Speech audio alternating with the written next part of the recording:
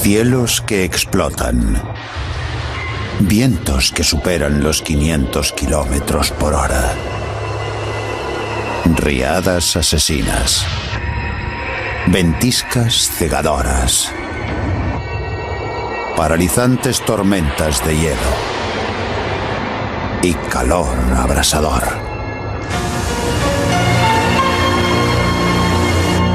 Prepárese para la excursión más incómoda de su vida. ¡Oh! ¡Esto es Monte Washington! Es un viaje por nuestro planeta tempestuoso.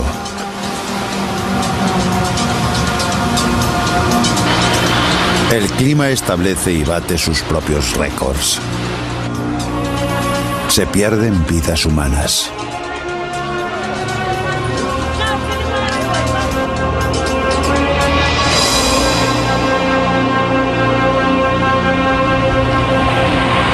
Y hay quien se atreve a desafiar a los elementos.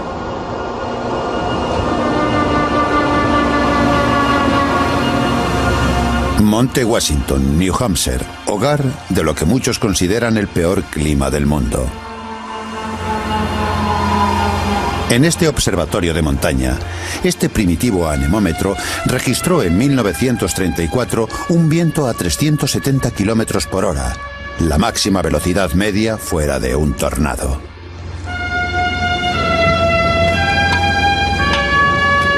Los vientos y la meteorología de la cima siguen siendo hoy extremos. Buenos días, seguimos con invierno aquí arriba. Algo de nieve, aguanieve y mucho viento. Esta mañana los vientos han superado los 130 kilómetros por hora. Llevamos 13 días este mes con vientos huracanados y la temperatura actual en la cima es de 7 grados bajo cero. Hemos tenido una máxima de 0 grados y una mínima nocturna de 18 bajo cero. El cristal antibalas del observatorio protege al personal de los misiles de hielo. Quedarse en casa suele ser lo mejor. Este no es lugar para agradables paseos.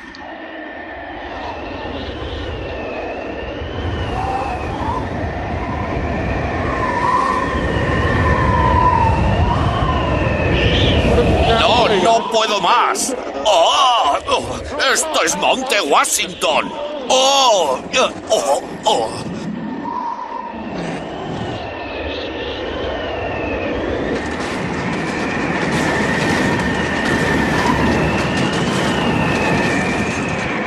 Fuera es imposible permanecer de pie.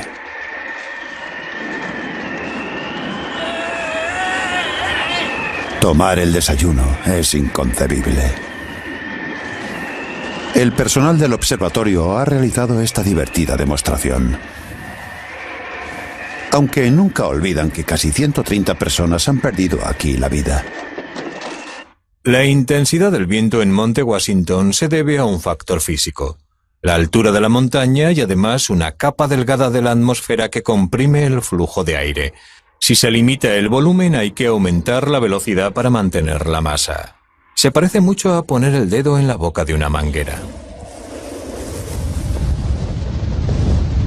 El Monte Washington es conocido entre los aventureros en busca de un reto, pero con vientos de 160 kilómetros por hora, hombre y montaña no siempre hacen buenas migas.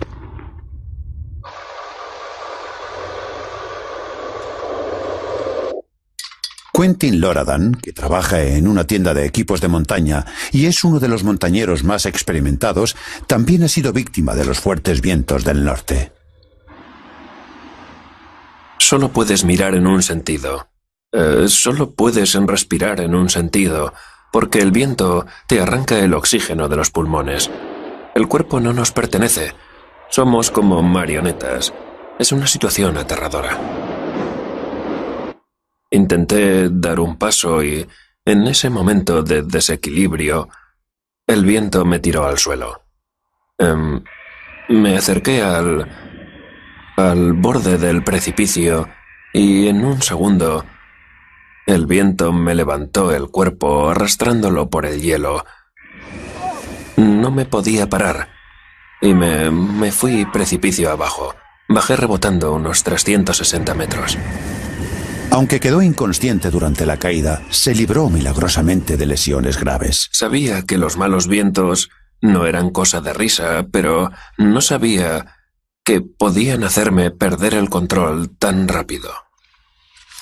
Quien también conoció la peor cara del Monte Washington fue el Dr. Bernie Dahl. En 1999, este patólogo jubilado quiso enfrentarse a él una vez más, antes de colgar sus botas de monte. Salí con la idea de pasar nada más que un día en la cordillera del Monte Washington. Era el típico día de otoño. Llovía, pero no era en absoluto un día invernal.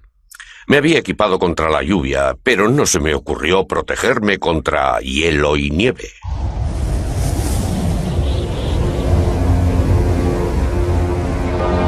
Bernie volvió a la montaña para mostrarnos qué pasó. La lluvia se convirtió en nieve y él se puso a buscar un camino a casa. Pero unos fríos vientos de 140 kilómetros por hora aparecieron antes de que lo encontrara. La hipotermia le iba nublando el juicio. Como tenía el viento en la cara y cada vez nevaba más, no tuve más remedio que pararme a esperar que el tiempo mejorara. Sin embargo, bien entrada la tarde, a las 3:30, el tiempo no iba a mejorar.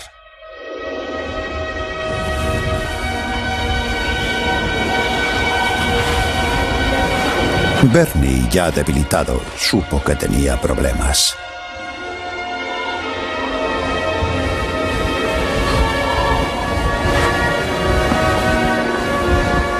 Saqué el teléfono móvil, que no suelo llevar al monte, y llamé. ¿Emergencias? Sí, Dahl. Monte Washington. Me muero. Bernie creía estar cerca de la carretera de la montaña y que pronto le alcanzaría un camión de rescate. Sin embargo, se equivocaba en sus cálculos y la nieve bloqueaba la carretera. Varios equipos iniciaron la búsqueda. Al frente de uno de ellos estaba Mike Pelsat. Solo pudimos avanzar 10 kilómetros por la carretera del Monte Washington, donde la nieve se acumulaba y en un momento el camión por poco se cae por un precipicio al tratar de embestir la nieve que no nos dejaba avanzar.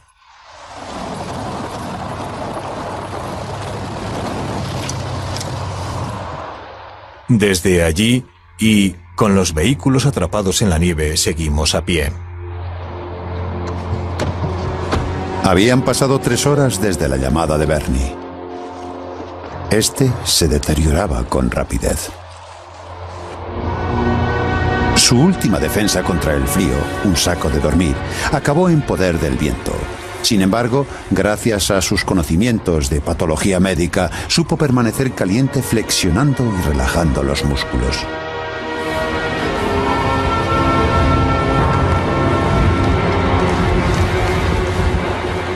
Entonces tuve mucho tiempo para pensar en mi vida y en el error de haber ido allí solo, sin compañero de escalada y sin haber preparado un plan con alguien que me esperara por si acaso al pie de la montaña. Solo podía esperar a que me rescataran.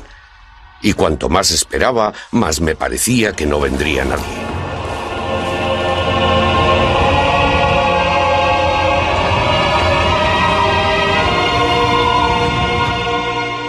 Mientras avanzábamos, íbamos descartando lugares desde la parte más baja a la más alta de la montaña, de un lado a otro, y comprobando los sitios donde podría estar.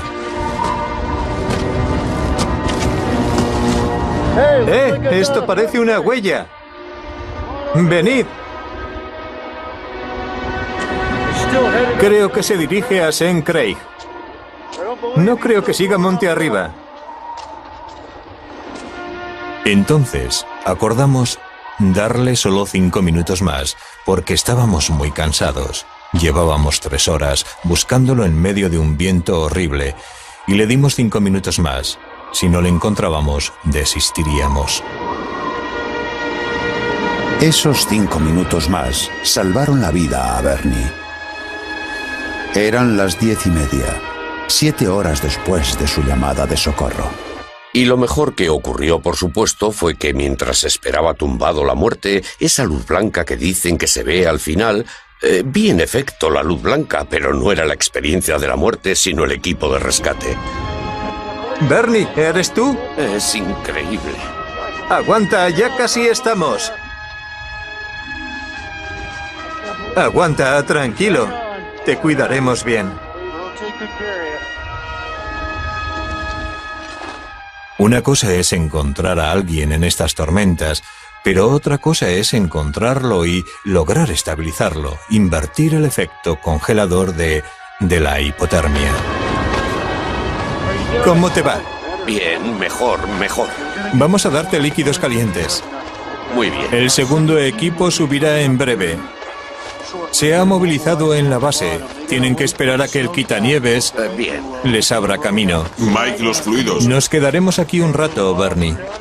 Nuestra mayor preocupación de entonces eran las historias que conocemos de muchos rescatados en condiciones muy parecidas, donde nada más llegar el equipo de rescate, la víctima se relaja, la sangre fría de las extremidades llega al corazón y puede producirse un shock post-rescate que provoque una parada cardíaca. Pasarían 2 horas antes de que pudieran llevar a Bernie a un hospital. Había sabido muy bien mantenerse vivo. Sin embargo, algunos han criticado su presencia allí y el fiarse de un teléfono móvil en lugar de adoptar las precauciones habituales de seguridad. Creo que mi mayor error fue no hacer caso de... ni estudiar ni hacer caso de toda la información y de los pronósticos meteorológicos que se difunden a diario por la zona del Monte Washington. Tan solo vi que llovía y tuve fe en que llovería en la cima, pero no fue así. El Monte Washington no produce los vientos más rápidos del mundo. Estos se dan en tornados mucho más pequeños, en sistemas tormentosos más concentrados con un poder de destrucción asombroso.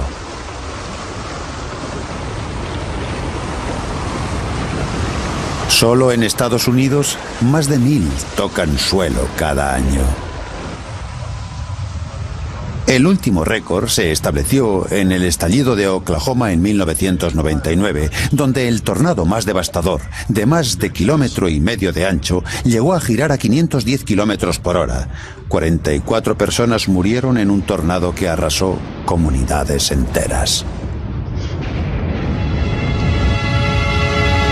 El viento de alta velocidad es también el rasgo principal de los huracanes. Estos nos azotan con vientos de más de 320 kilómetros por hora en sistemas de tormenta de 640 kilómetros de ancho. Pocos saben de ellos, más que el historiador de huracanes Jay Barnes. En Estados Unidos existe una cierta fascinación por los huracanes. Los tememos, sin duda, pero también nos infunde respeto el enorme poder que generan estas tormentas. Galveston, Texas, año 1900.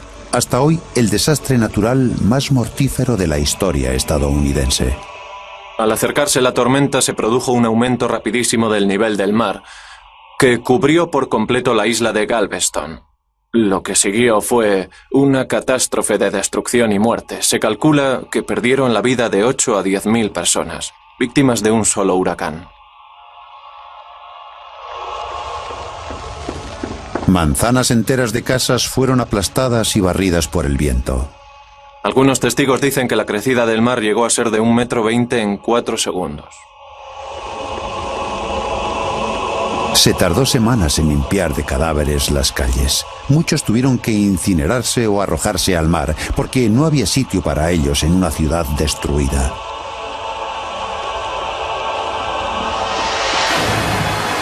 Año 1992, Florida, la capital estadounidense de los huracanes. Otro récord meteorológico. El huracán Andrew sigue siendo el más costoso. Es más, ha sido el desastre natural más costoso de la historia estadounidense. Calculado entre 28.000 y 34.000 millones de euros. El apogeo del Andrew se produjo en las viviendas del condado South Day, al sur de Florida. La tormenta afectó a muchos miles de personas. El Andrew propició mejoras radicales en los planes de emergencia antihuracanes, lo cual dio su fruto en Carolina del Norte 7 años después. El huracán Floyd mató a 51 personas con ríos desbordados y riadas arrasando todo el territorio. Gracias a organismos como el guardacostas estadounidense, la respuesta a la emergencia fue espectacular.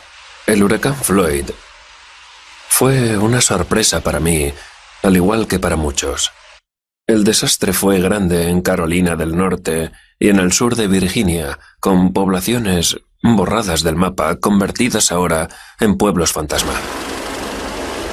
Shaun y su tripulación, más acostumbrados al rescate marítimo, pasaron 3 días buscando y salvando personas atrapadas en la riada.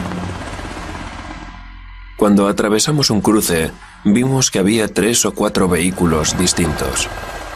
Cuando llegamos allí, el nivel del agua tapaba las ruedas del camión.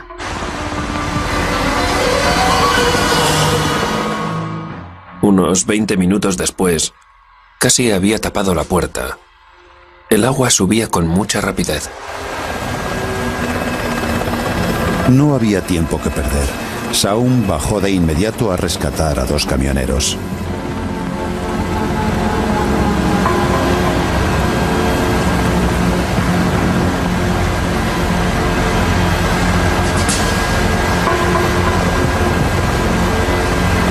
Curiosamente, uno de ellos tenía otras preocupaciones aparte de salvar la vida. Nos llegó a preguntar si podía quitarse los zapatos. No quería que se le mojaran sus zapatos nuevos de cuero. Yo le dije que tal vez los necesitaría más tarde, que tendría que ir a algún sitio andando. Le preocupaban no sé qué papeles que llevaba en el camión y yo le vine a decir que teníamos que rescatar a más gente y que había que meterlo en el helicóptero cuanto antes.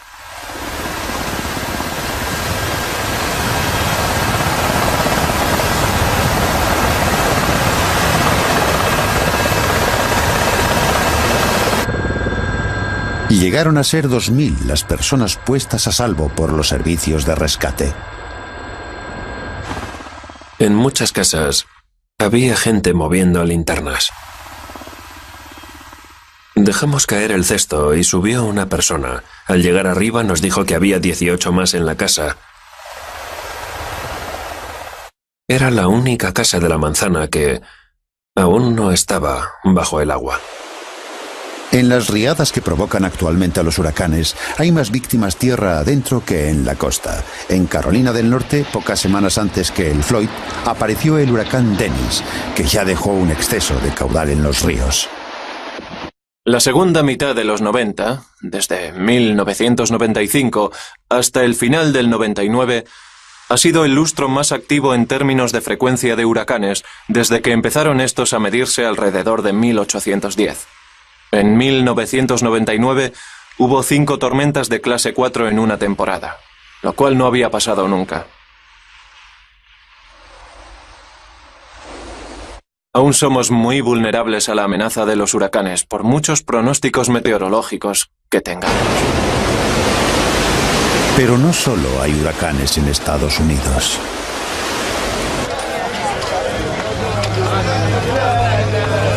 Mozambique, abril del 2000.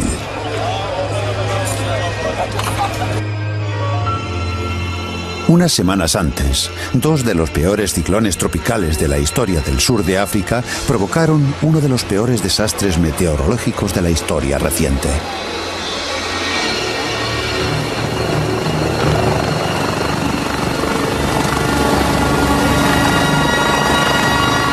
Estas increíbles riadas fueron consecuencia de más de 2 semanas de intensas lluvias sobre la región. Los ríos del país no pudieron contenerla. Aileen y Gloria, 2 grandes ciclones, destruyeron grandes porciones de Mozambique, dejando a 500.000 de personas atrapadas y sin hogar. La población de Chokwe, junto al río Limpopo, desapareció literalmente bajo el agua. Ocurrió entonces que el río se desbordó y el agua barrió por completo la ciudad, cubriendo sus casas, muy parecidas a esta que podemos observar detrás de nosotros. Todo ocurrió entre 30 minutos y 1 hora. No hubo tiempo para prepararse, y el único refugio posible eran los árboles y los tejados. Tuvieron que subir y quedarse allí. Algunos entre 5 días y una semana. El ciclón inundó las tierras con más de 10 metros de agua, un desastre natural de proporciones bíblicas.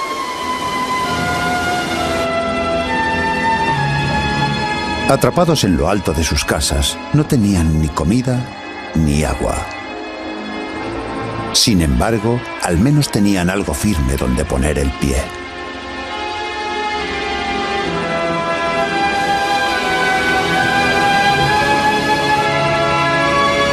...700 personas se ahogaron.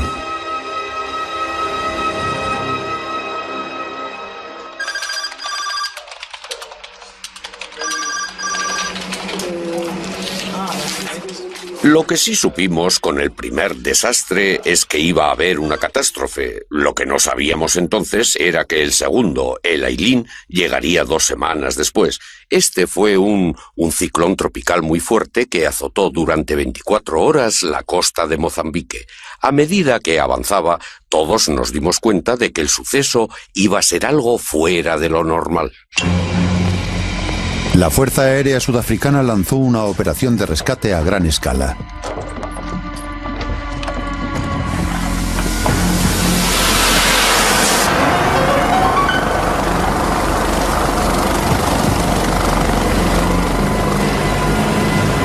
En el transcurso de 3 semanas, los pilotos volaron durante más de 9 horas al día para salvar a casi 15.000 personas desesperadas.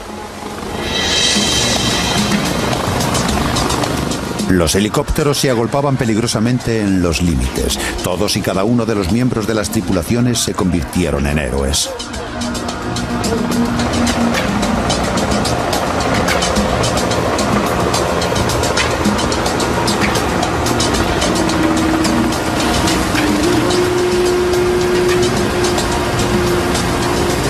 El helicóptero que tenemos, el RX, es una máquina muy potente. Casi siempre nos quedábamos sin espacio antes que sin combustible. A veces transportábamos hasta 65 pasajeros entre bebés, niños y adultos, lo cual es mucha carga para una aeronave. A veces casi demasiada. Tal era el número de los atrapados por la riada. Se tuvo que abandonar a muchos. No había sitio para ellos.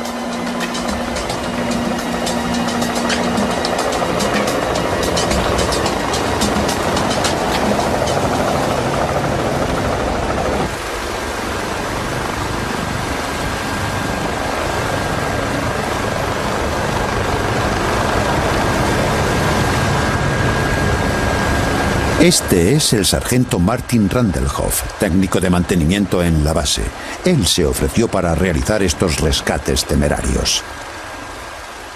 Sin duda guardo muchos recuerdos de esta operación. Fue una gran experiencia, una parte muy importante de mi vida.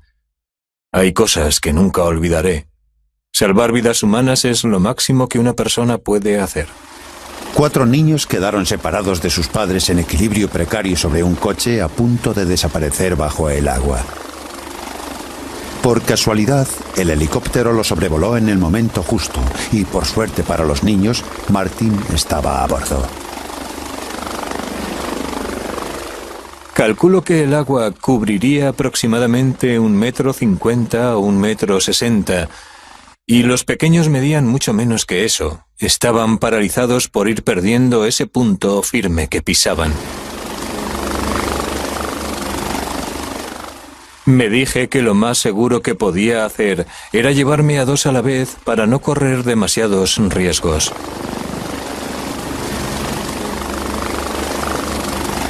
Martin, que juega en el equipo de rugby de su ciudad y es tremendamente fuerte, reapareció con los 4 niños en brazos.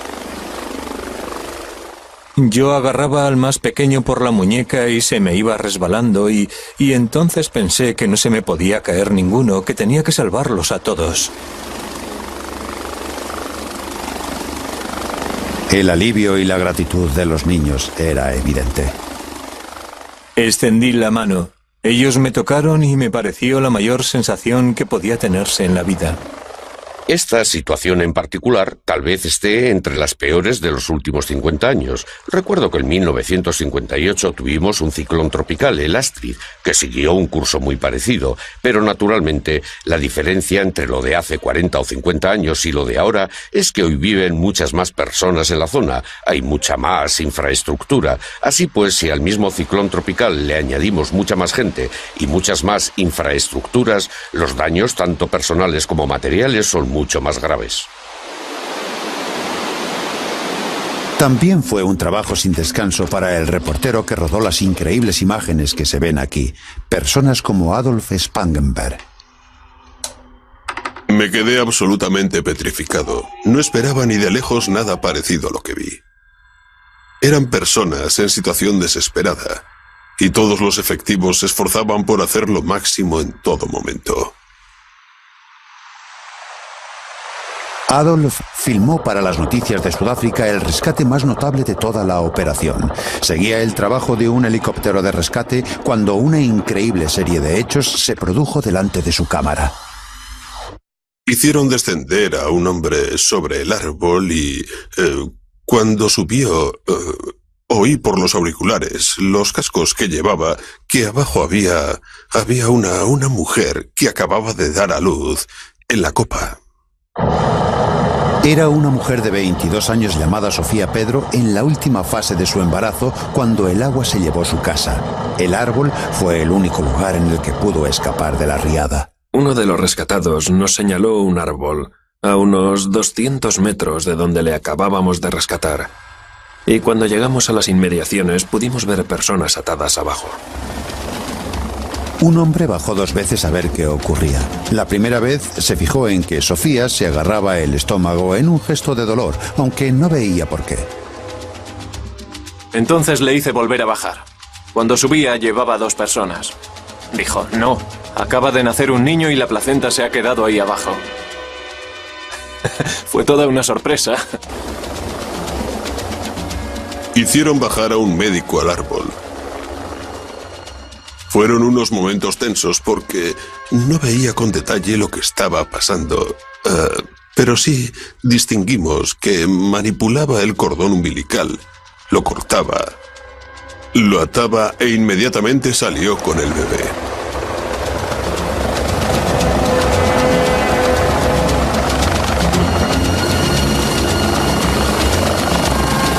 Fue entonces cuando subieron a Sofía.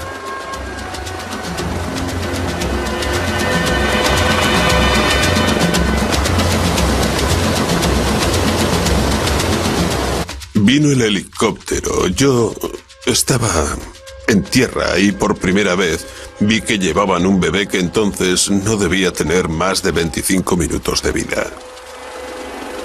Sofía, sujetando a la pequeña Rosita, estaba aliviada de que hubiera acabado el suplicio.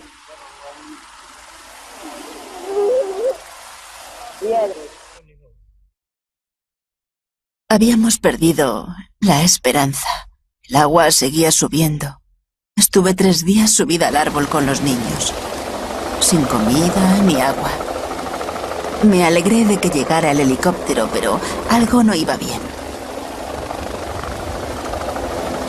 De pronto me di cuenta de que iba a tener el niño. El marido, Salvatore, trabajaba lejos de casa cuando llegó la riada y se enteró del nacimiento por los periódicos. Para los demás supervivientes, tocar tierra seca era solo el principio de meses de incertidumbre. Las riadas de este año han sido el peor desastre natural de la historia de Mozambique.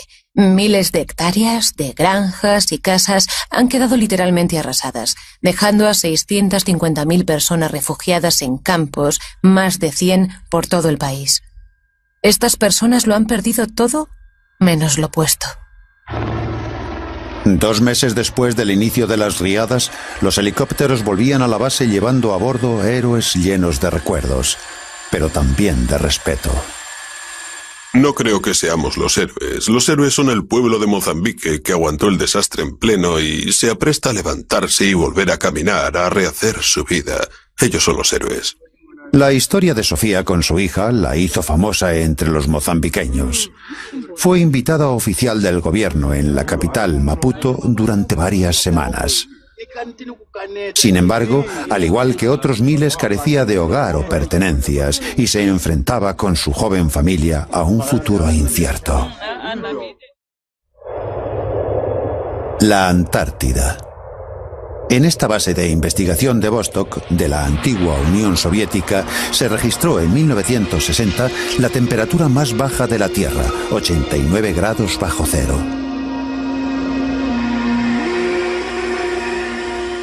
¿Por qué hace tanto frío en Vostok? En primer lugar, durante buena parte del año no hay luz del sol, o hay muy poca en esa región. Y luego pasamos al otro extremo, cuando hay luz del sol durante periodos considerables. Pero la superficie es muy brillante, muy blanca, es nieve cubierta de hielo, y gran parte de la radiación solar que cae sobre esa superficie se vuelve a reflejar al espacio sin llegar a calentarla. Paradójicamente, la Antártida es también uno de los lugares más húmedos y secos del mundo. Su hielo, que en invierno cubre el 10% de la superficie de la Tierra, contiene el 70% del agua dulce del mundo. Se ha formado tras cientos de miles de años y en algunos lugares su profundidad es de 30.500 metros.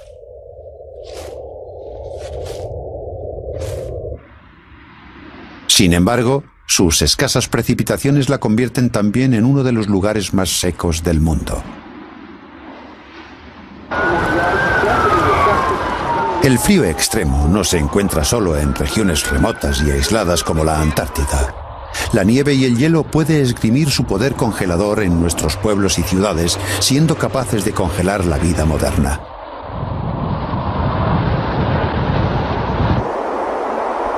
Año 1998. Una de las peores tormentas de hielo de la historia de Canadá. En grandes porciones del país desaparecieron durante semanas todas las comodidades cotidianas. La tormenta de hielo se produce cuando la nieve cae desde los niveles altos de la atmósfera. En un punto de la caída forma las nubes y cuando llega a la superficie encuentra una capa de aire caliente, capaz de fundir esta nieve y convertirla en lluvia. Y al caer sobre una superficie con temperaturas bajo cero, se congela instantáneamente y se forma al momento una pista de patinaje.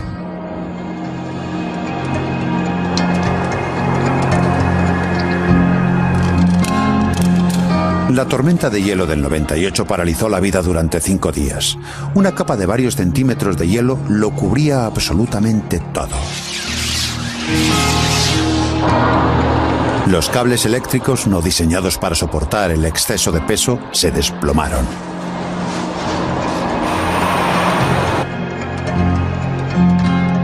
Un millón de personas se quedaron sin luz, en algunos casos durante varias semanas, y más de 100.000 personas tuvieron que ir a un refugio porque el tiempo se volvió todavía más frío.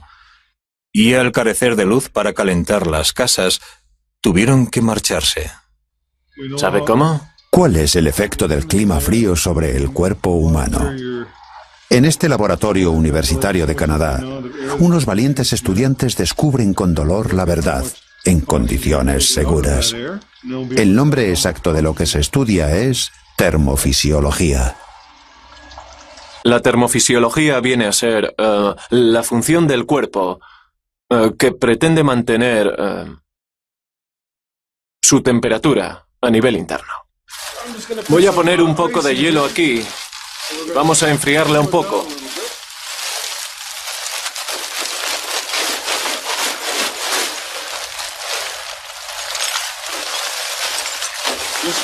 Con esto bastará.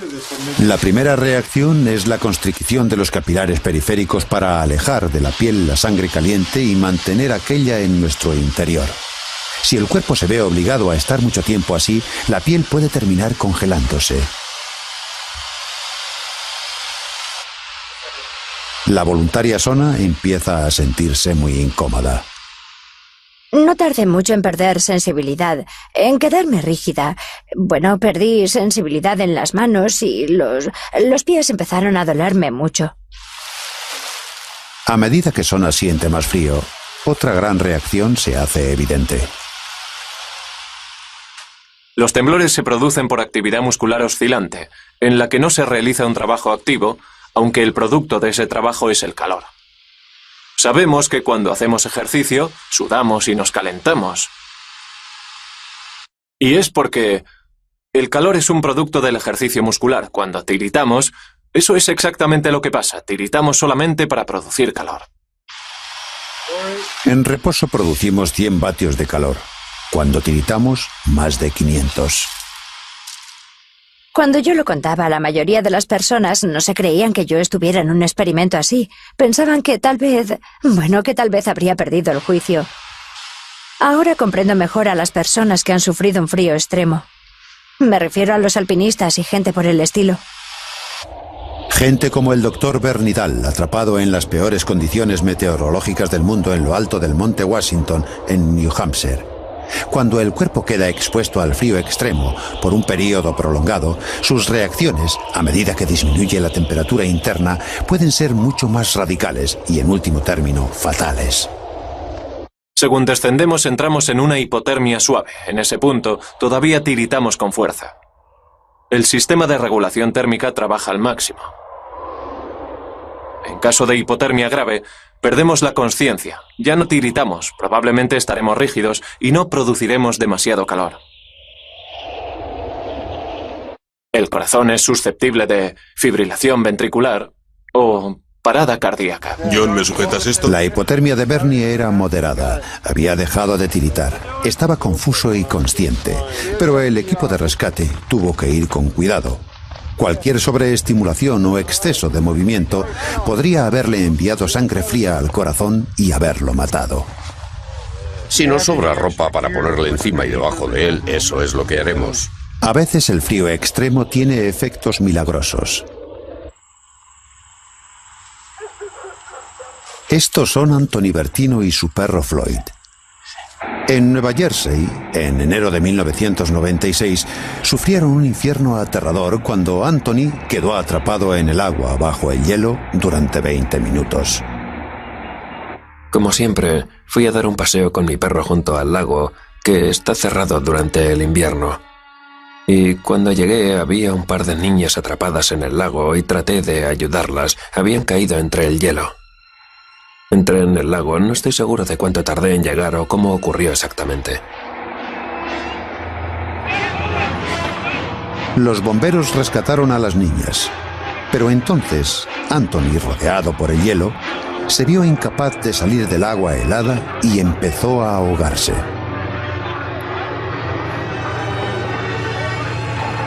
No sé si tenía miedo o qué sentía, pero no pensaba que fuera a salir.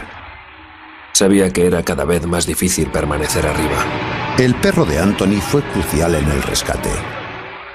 Por lo que me dijeron los del rescate, su ayuda fue muy importante para poder localizarme cuando estuve bajo el hielo.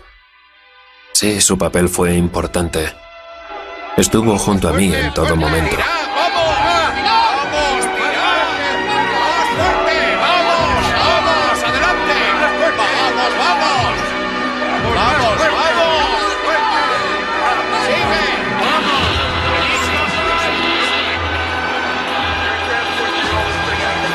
Milagrosamente, Anthony sobrevivió a aquel suplicio. El frío intenso le salvó la vida. Si alguien se sumerge por completo, hasta la cabeza, en agua fría, sobrevivirá más tiempo que si se sumergiera en agua templada. Al disminuir la temperatura del tejido cerebral, no necesita tanto oxígeno, de modo que puede estar más tiempo sin él. Tengo suerte de estar aquí. Es algo muy raro. No todos los días puede uno ahogarse, sumergirse, ser rescatado muerto, ser revivido y todo eso. Es muy raro. El calor puede ser igual de peligroso. Este es el desierto del Sáhara. 4.300 horas de sol al año. Casi 12 horas diarias. El 13 de septiembre de 1922, en el Sáhara libio, se alcanzaron los 58 grados de temperatura, la más alta jamás registrada.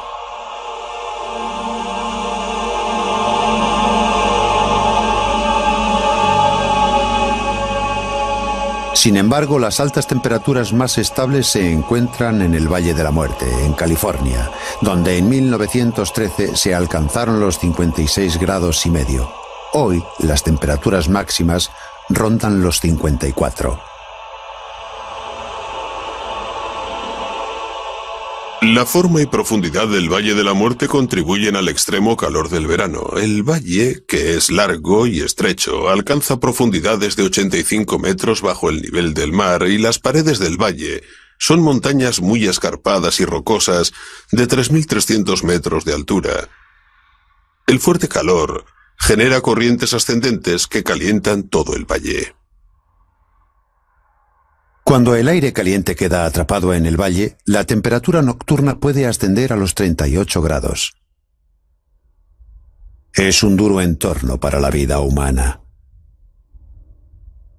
Lo hacemos habitable creando entornos artificiales para vivir, trayendo aire acondicionado, agua y ese tipo de cosas. Sin agua o comunicaciones, la simple avería de un coche puede desembocar en pocos minutos en una insolación si no se está preparado. Sin embargo, para algunos se trata del máximo reto. Este es Marshall Ulrich, corredor extremo.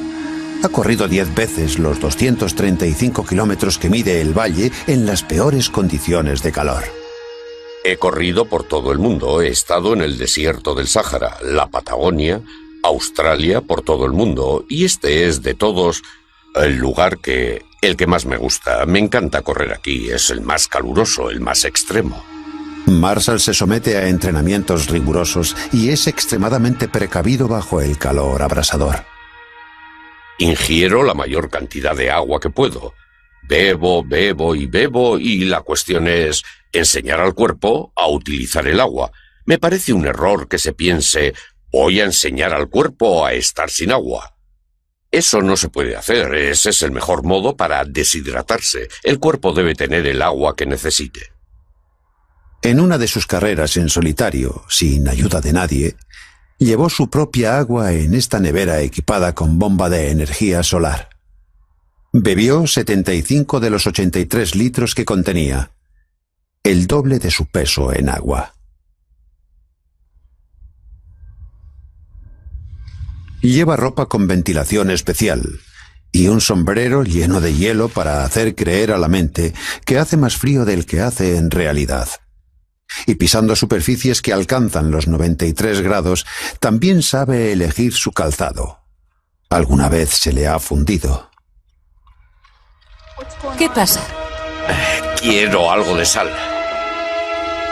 A veces se ha fundido él mismo, debido a la deshidratación. Hacía más de 49 grados y yo quería correr toda la distancia en 24 horas. Y me empecé a marear mucho. Sentía que se me revolvía la piel. Casi era como si me estuviese muriendo. Tiene mucho calor. Tras cancelar una de sus salidas en solitario, su cuerpo necesitó 3 horas en una habitación fría para volver a su temperatura normal. Sin embargo, los efectos del calor no son solo físicos. Marshall también ha sufrido alucinaciones.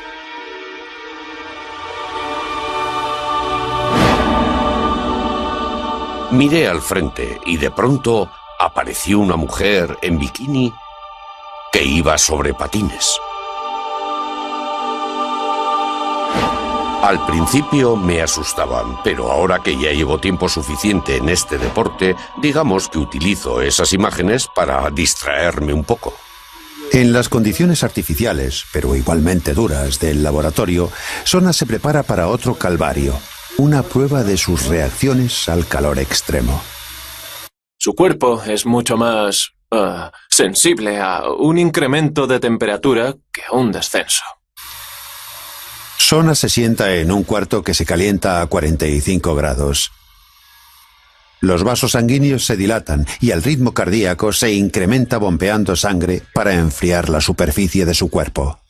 ¿Sientes calor ahora? Estás a punto de sudar, ¿verdad que sí? La otra reacción que provocamos es el sudor. Al sudar ponemos una capa de líquido sobre la piel y el calor se pierde efectivamente si ese sudor se evapora. La evaporación es una reacción química en la que, si un líquido pasa a fase gaseosa, se lleva calor con él. Marshall Ulrich se asegura siempre de beber agua en abundancia cuando corre por el Valle de la Muerte para reemplazar la que pierde sudando. En 1994 se convirtió en la única persona del mundo que había corrido la ruta de sur a norte, cuesta arriba a través del valle. Pero el récord está a salvo. Nadie lo ha batido, ni lo ha intentado siquiera. No creo que sea algo tan atractivo. No hay muchos aspirantes a realizar cosas como esa. Nuestro viaje caliente, frío, húmedo o ventoso casi ha terminado.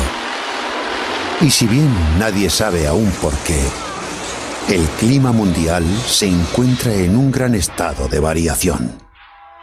Es una época fascinante. Ahora se recaba más información que nunca de los satélites y estaciones de tierra, de barcos y boyas en el mar. Cada vez se cubre más, cada vez se intercambian más datos por el mundo. Es una época maravillosa para ser climatólogo. Por hora. Llevamos 13 días este mes con vientos huracanados y la temperatura actual en la cima es de 7 grados bajo cero. Hemos tenido una máxima de 0 grados y una mínima nocturna de 18 bajo cero. El cristal antibalas del observatorio protege al personal de los misiles de hielo. Quedarse en casa suele ser lo mejor. Este no es lugar para agradables paseos.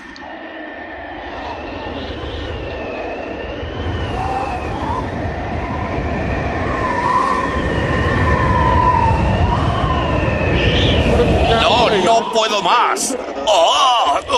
¡Esto es Monte Washington! ¡Oh! ¡Oh! ¡Oh!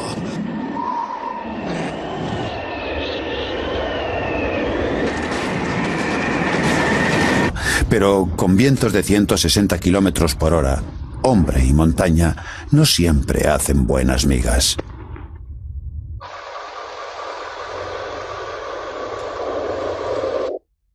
Quentin Loradan, que trabaja en una tienda de equipos de montaña y es uno de los montañeros más experimentados, también ha sido víctima de los fuertes vientos del norte.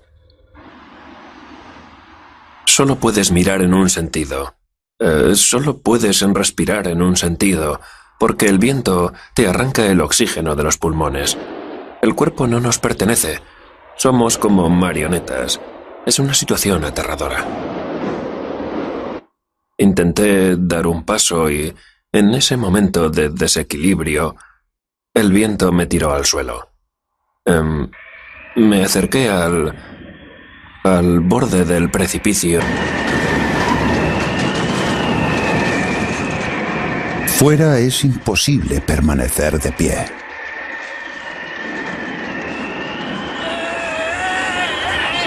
Tomar el desayuno es inconcebible. El personal del observatorio ha realizado esta divertida demostración. Aunque nunca olvidan que casi 130 personas han perdido aquí la vida.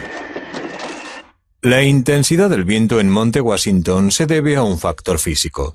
La altura de la montaña y además una capa delgada de la atmósfera que comprime el flujo de aire.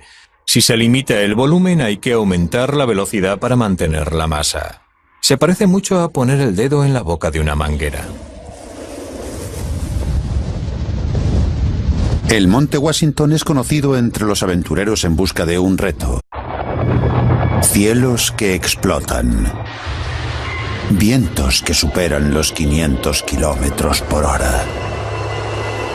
Riadas asesinas. Ventiscas cegadoras.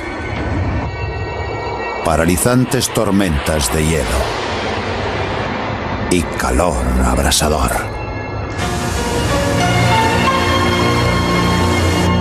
Prepárese para la excursión más incómoda de su vida. ¡Oh! ¡Esto es Monte Washington! Es un viaje por nuestro planeta tempestuoso.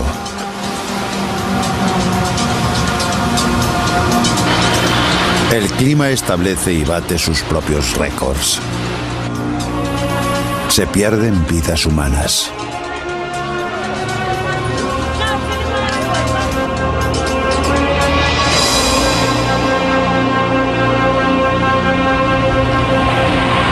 Y hay quien se atreve a desafiar a los elementos.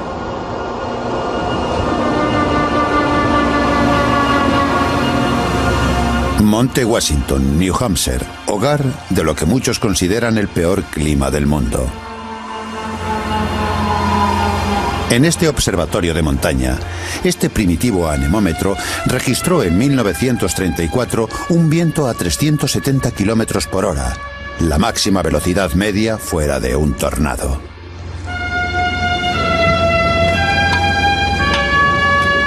Los vientos y la meteorología de la cima siguen siendo hoy extremos. Buenos días, seguimos con invierno aquí arriba. Algo de nieve, aguanieve y mucho viento. Esta mañana los vientos han superado los 130 kilómetros